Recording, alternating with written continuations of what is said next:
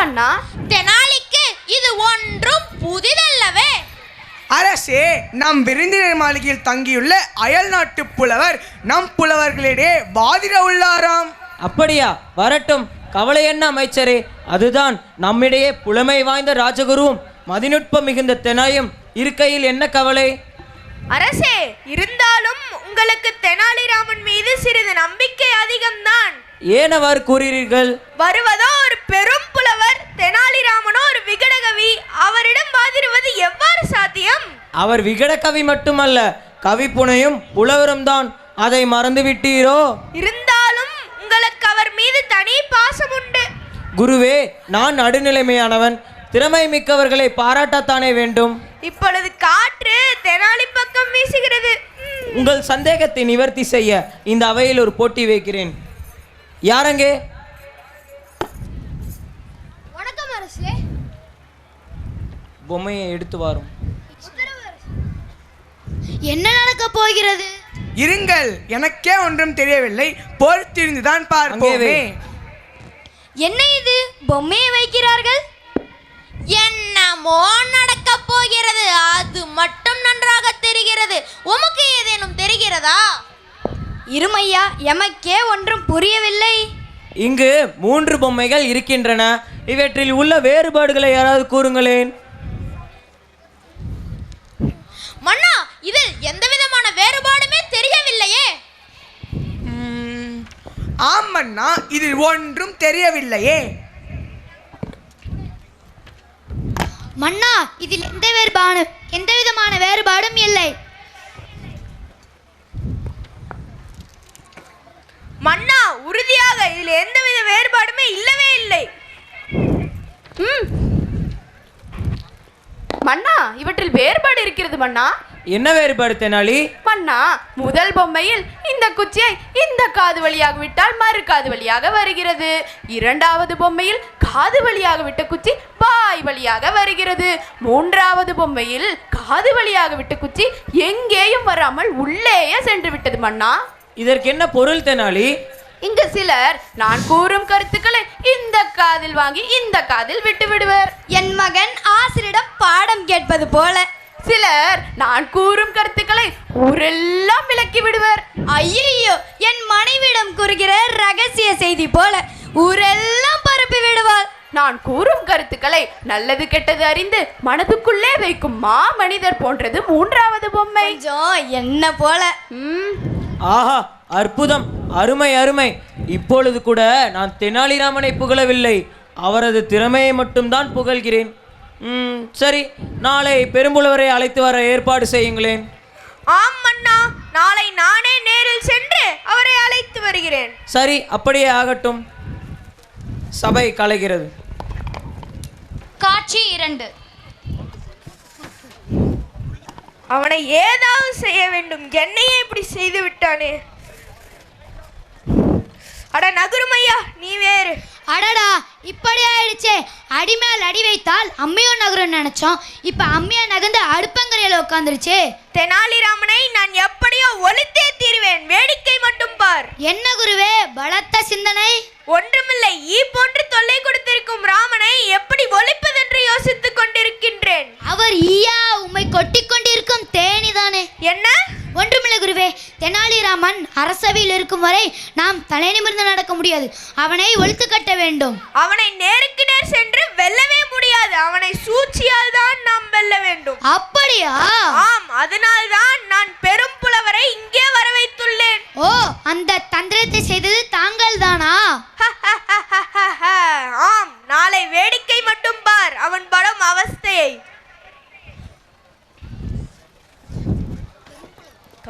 காட்சி 3. வாழ்க மன்னா, வாழ்க பல்லாண்டு. அரசே வணக்கம். தங்களை காண அயல் நாட்டு புலவரும் ராஜகுருவும் வந்து கொண்டிருக்கிறார்கள் மன்னா. மிக்க மகிழ்ச்சி, அழைத்து வாருங்கள். உத்தரவு மன்னா. வணக்கம் புலவரே. வாருங்கள் புலவரே, உமது வருகை எமக்கு மகிழ்ச்சியை தருகிறது. ஆகட்டும் ஆகட்டும். விருந்தினர் மாளிகையில் அனைத்து வசதிகளும் சிறப்பாக இருந்ததா? சற்று மந்தமாக இருந்தது, பொறுத்து கொண்டேன். எமது குறைகளை சரி செய்து கொள்கிறோம் புலவரே. உங்களது திறமையும் புலமையும் இந்த உலகே அறியும். அரசே, யாம் வடமொழியும் தென்மொழியும் ஐயமர கற்றவன். என் புலமைக்கு ஈடாக இச்சபையில் ஏதேனும் புலவர்கள் இருந்தால் என்னுடன் வாதிட அனுப்புங்கள். இவரை பார்த்தால் பெரிய அறிவாளி போல் தெரிகிறதே. ஆமாம் ஆமாம், பார்ப்பதற்கு ஞானி போல் தெரிகிறாரே. இவருடன் வாதிட்டு அவமானப்படுவதை விட வாயை திறவாமல் இருப்பதே மேல். உள்நாட்டு புலவர்களையே நம்மால் சமாளிக்க முடியாது, இதில் அயல் நாட்டு புலவருடன் விவாதமா? எனக்கு வாதமே வந்துவிடும் போல் இருக்கிறதே. மன்னா, அப்புலவருடன் வாதிட நான் இருக்கிறேன். அரசே, தெனாலிராமனா சங்கரனை வெல்ல போகிறேன். பெருங்கவி எங்கே, விகடகவி எங்கே? சிங்கத்தை முயல் வெல்லுமா? ராஜகுருவே, முயலாமைதான் வெற்றி தயாரது. முயற்சி வெற்றி தரும், அதையும் பார்ப்போம். ராமா, இது விளையாட்டல்ல, நாட்டின் மானம் காக்கும் பிரச்சனை. மன்னா, நான் நிச்சயமாக வெல்வேன். சரி, உன் வாதத்தை தொடங்கு. உலகத்தில் எதை பற்றி வேணாலும் என்னிடம் கேள்வி கேட்கலாம், நான் அனைத்தும் அறிந்தவன். புலவரே, நீங்கள் காணாதது கடவுள் ஒருவனைத்தானாம், கேட்காதது கந்தர்வ கானம் ஒன்றைத்தானாம், படிக்காதது எழுதாததை தானாம். இவ்வளவு பெருமையுடைய உங்களிடத்தில் ஒரு நூலிலிருந்து தான் கேள்வி கேட்க போகிறேன். என்ன நூல் அது? என்ன பா அது? அது பெரிய பாதான். அதன் பெயர் திலகாஷ்ட மகிஷபந்தனம். சீடரே, அதை எடுத்து வரும். என்ன திலகாஷ்ட மகிஷ பந்தனமா? இதன் பெயரை இதற்கு முன் நான் கேள்விப்பட்டதே இல்லையே. எங்கள் நாட்டு குழந்தைகள் கூட இந்நூலின் பெருமையை அறியுமே. இத்தனை கனமான நூலை நான் பார்த்ததே இல்லையே. சிலருடைய தலைகணத்தை விட அது சற்று குறைவுதான் புலவரே. ஐயோ, திலகாஷ்ட மகிஷ்ட பந்தனம் பெயரே ஏதோ அறிவாளிகள் படிக்கும் நூல் போல் இருக்கிறதே. நான் இந்த நூலை படித்ததே இல்லையே. நான் எப்படி இந்த நூலுக்கு பொருள் கூற முடியும்? இந்த ராஜகுரு வேறு சிக்க வைத்து விட்டாரே. என்ன புலவரே, புலம்புகிறீர்கள்? ஒன்றுமில்லை, ஒன்றுமில்லை. ராமா, உனது வாதத்தை தொடங்கு. சற்று போருங்கள் அரசே. அரசவைக்கு வரும் அவசரத்தில் எனது அங்கவஸ்திரத்தை அரசவைக்கு எடுத்து வர மறந்துவிட்டேன். சிறிது நேரத்தில் சென்று எடுத்து வருகிறேன். புலவரே, புலவரே, சற்று பொறுங்கள் புலவரே, அது உங்கள் கழுத்தில் தான் இருக்கிறது. இவர் செல்லும் வேகத்தை பார்த்தால் திரும்பி வருவது போல் தெரியவில்லை. வருவார், வந்து விவாதம் புரிவார். தயாராக இருந்துக்கள் தெனாலி. அதையும் பார்க்கலாம். சரி, காத்திருந்துதான் பார்ப்போமே. மன்னா வணக்கம். நாம் அரசவை நாடி வந்த புலவர் உடைமைகளுடன் ஓடிவிட்டார் மன்னா. என்ன, ஓடிவிட்டாரா? நிறுத்துங்கள்.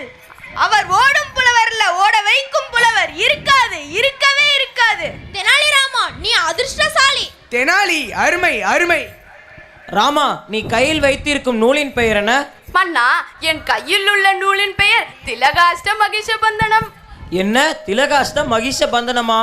இதன் பெயரை நான் கேள்விப்பட்டதே இல்லையே. எங்கே காட்டு பார்ப்போம். மன்னா, இது என்ன, எள்ளு செடியும் கயிறுமா? என்ன ராமா, நூலை கேட்டால் இந்த நூலை காட்டுகிறாய்? அரசே, ஏமாற்று வேலை. தெனாலி உங்களையே நன்றாக ஏமாற்றுகிறார். இல்லை, நான் யாரையும் ஏமாற்றவில்லை. நான் சரியாகத்தான் கூறினேன். அரசே, திலகாசம் என்றால் எள்ளு செடி, மகிஷபந்தனம் என்றால் எருமை கட்டும் கயிறு. அதைத்தான் நான் மறைத்து கூறினேன். அது தெரியாமல் பெரும்புலவர் தெரித்து ஓடிவிட்டார். நான் சரியாகத்தானே கூறினேன் மன்னா. ஆணவத்தோடு பேசிய பெரும்புலவரை ஓடச் செய்ததற்கு இந்த பொன்முடிப்பை பரிசாக பெற்றுக்கொள் தெனாலி. நன்றி மன்னா. சபை கலைகிறது. அமைச்சர்களே, சற்று பொறுங்கள். அரசே, தெனாலி சென்று விட்டாரா? சென்று விட்டார் மன்னா. நம் அரண்மனையில் நடக்கவிருக்கும் கிருஷ்ணலீலா நாடகத்திற்கு தெனாலிராமனை மட்டும் அனுமதிக்க வேண்டாம். ஏன் அரசே, என்ன காரணம்? அவன் இருந்தால் ஏதேனும் கோமாளித்தனம் செய்து விடுவான். அதனால்தான். உத்தரவு அரசே. சென்று வாருங்கள். காட்சி 4. என்னப்பா, இன்று ஏதேனும் தகவல் உண்டா? ஆம், உள்ளே நடைபெற்று கொண்டிருக்கும் நாடக அரங்கினுள் தெனாலிராமனை மட்டும் விட வேண்டாம் என்று மன்னர் உத்தரவிட்டிருக்கிறார். அப்படியா? ஆமாம் ஆமாம், நீயும் உள்ளே விட்டு விடாதே. உன் வாயிற் பக்கம் தெனாலி வந்தால் கண்டிப்போடு மறுத்துவிடு. சரி சரி, நானும் எச்சரிக்கையாக இருக்கின்றேன். நல்லது. ஐயா சற்று பொறுங்கள். ஏனப்பா? அரண்மனைக்குள் கலை நிகழ்ச்சிகள் நடைபெறுவதால் உங்களை அரசர் உள்ளே விட வேண்டாம் என்று உத்தரவிட்டுள்ளார். என்ன கலை நிகழ்ச்சிகளா? ஐயா வாயில் காப்பவரே, கலை நிகழ்ச்சிகள் என்றால் எனக்கு கொள்ளை பிரியம். தயவு செய்து என்னை உள்ளே விடுங்களேன். முடியவே முடியாது. மன்னரின் ஆணை மீறினால் எனது வேலை பறிபோய்விடும். ஐயா தயவு செய்து என்னை உள்ளே விடும் ஐயா. என்னை மன்னித்து விடுங்கள். நீங்கள் உள்ளே போகக்கூடாது, அவ்வளவுதான். ஓ அப்படியா? என்ன இந்த வாயில் காவலர் என்னையும் தள்ளுகிறார், தமிழையும் கொள்ளுகிறார். சரி, நமது அறிவை பயன்படுத்துவோம். ஐயா வாயில் காப்பவரே, சொல்லுங்கள். என்னை உள்ளே விட்டால் என் திறமையால் எனக்கு ஏராளமான பரிசுகள் கிடைக்கும். அதில் பாதியை உனக்கு தருகிறேன். என்ன பரிசு பாதியா? ஆஹா, கிடைத்தால் அந்த தொல்லை கொடுக்கும் பால்காரனின் கணக்கை சரி செய்ய வேண்டும். எதற்கு வீணம்பு? வேண்டாம் வேண்டாம், அதெல்லாம் சரிப்பட்டு வராது. என் மீது நம்பிக்கை வைப்பா. உமக்கே தெரியும், அரசரிடம் நான் அடிக்கடி வெறுமதி பெறுவது. இன்றும் அவ்வாறு கிடைக்கும். அதில் பாதியை உனக்கு தருகிறேன். வாங்கிக் கொள்ளலாம். ஆனால் என்ன ஆனால்? என்னை உள்ளே விடு, பரிசுடன் வருகிறேன். தென்னாலி தினம் தினம் நிறைய வாங்குவார். இன்று பாதி நமக்கு தான். பாப்பா, எத்தனை தடைகள்! உங்களுக்கு உள்ளே செல்ல அனுமதி இல்லை. இது அரசரின் ஆணை. என்னை உள்ளே விடுப்பா. உமக்கும் அரசர் எனக்கு தரும் பரிசில் பாதியை தருகிறேன். என்ன பரிசில் பாதியா? ஆமாம் ஆமாம், எனது பரிசில் பாதியை தருவதாக முதல் காவலரிடம் கூறினேன். அவர் ஒப்புக்கொண்டார். அவ்வாறே உமக்கும் தருகிறேன். என்ன உண்மையிலேயே முதல் காவலர் இத்திட்டத்திற்கு ஒப்புக்கொண்டாரா? ஆமாம் ஆமாம், பரிசில் பாதி ஆயிற்று, ஒப்புக்கொள்ளாமல் இருப்பாரா? ஒப்புக்கொண்டார். சரி சரி, அவரே எனக்கும் கொடுங்கள். பரிசில் பாதி, ஞாபகம் இருக்கட்டும். செல்லுங்கள். சரி. அப்பாடா, எப்படியோ உள்ளே வந்தாகிவிட்டது. சரி, இப்படி ஒரு ஓரமாக நின்று என்ன நடக்கிறது என்று கவனிப்போம். ஆஹா, எவ்வளவு அருமையான நடனம்! நாம் உள்ளே வராமல் போயிருந்தால் இவ்வளவு அருமையான நடனத்தை காண முடியாமல் போயிருக்குமே.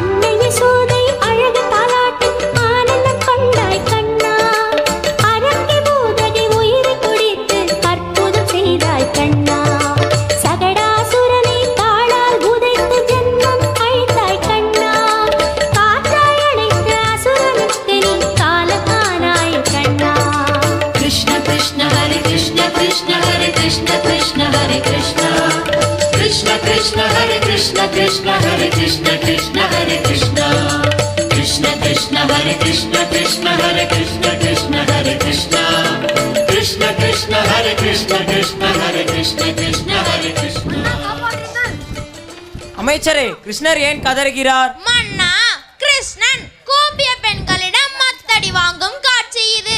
அதனால் தான் கதறுவது போன்று நடிக்கிறார் மன்னா. ஆனா உண்மையாகவே அலறுவது போல் அலறுகிறாரே. யாரங்க என்னவாயிற்று? அரசே, நான் தான். தெனாலி, நீயா? உன்னை உள்ளே அனுமதிக்க கூடாது என்ற தடை விதித்திருந்தேனே. அரசே, தெனாலி நம்மின் நாடகத்தை பார்த்து ரசிக்க கூடாது என்றுதான் இக்காரியத்தை செய்திருக்கின்றார். ஆம் அரசே, தெனாலியை உள்ளே விட்டால் இப்படி கோமாளித்தனம் செய்வார் என்று எனக்கு தெரியும். ஆணவத்தோடு பேசியது போல் இப்படி நடிக்கிறாயே. மன்னா, கிருஷ்ணர் ஒவ்வொரு பெண்களிடமும் மத்தால் அடி வாங்குவார். ஆனால் இந்த கிருஷ்ணன் நான் ஒருவன் அடிப்பதையே தாங்கிக் கொள்ளாமல் இருக்கிறாரே. என்ன கிருஷ்ணர் இவர்? கிருஷ்ணரை தெனாலி தடியால் அடித்ததற்கு தெனாலிக்கு சவுக்கால் அடி கொடுக்க வேண்டும். ஆமாம், சவுக்கால் அடி தர வேண்டும். யாரங்கே தெனாலிக்கு 30 கசையடி கொடுக்க ஆணையிடுகிறேன். மன்னா, அந்த 30 கசையடிகளையும் வாயிற்காவலர்களுக்கே பாதி பாதியாக கொடுத்து விடுங்கள். எதற்கு? என்னை உள்ளே அனுமதித்தால் என் பரிசில் பாதியை தருவதாக கூறியிருந்தேன். அவ்வாறே செய்து விடுங்கள். காவலர்களை உள்ளே அழைத்து வருங்கள்.